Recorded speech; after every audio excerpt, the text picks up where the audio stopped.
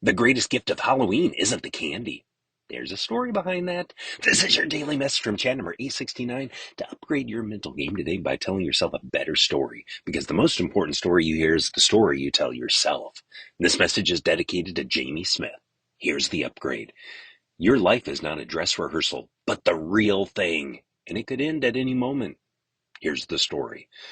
After the Roman army conquered a new territory, a grand parade celebrating the military victory would take place down the main road through Rome called the Via Sacra, which means the sacred way.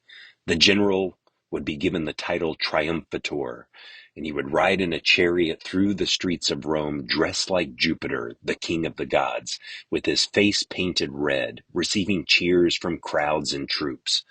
A figure stood behind the general in the chariot. This person held a golden laurel crown over the general's head without letting it touch him, and periodically uttered a verbal reminder.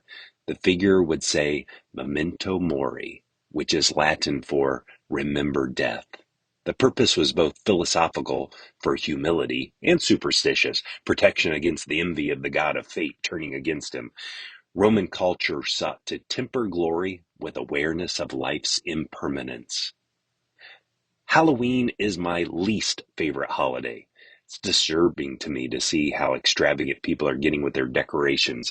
Devils, skulls, and my least favorite, clowns, are everywhere. I simply don't see the enjoyment in it. However, this Halloween, I am turning the celebration of death into a gift. When I see a skull, it is a prompt to say to myself, memento mori, remember death. Life is fleeting. Moments infused with fragility can cause one to act differently. The better story to tell yourself is, I could leave right now, so I live accordingly.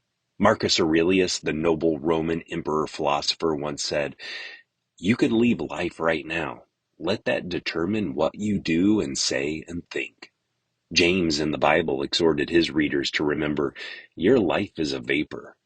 You are as impermanent as a soap bubble.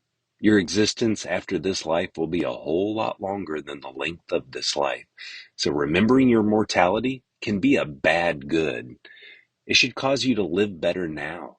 As William Mitford said, men fear death as if unquestionably the greatest evil, and yet no man knows that it may not be the greatest good. Tell me a story of the gift of considering death to fromchadsmith@gmail.com. Will you send this to someone you think would benefit from this story right now? You can download my book, The Most Powerful Story in the World, by going to fromchad.gumroad.com.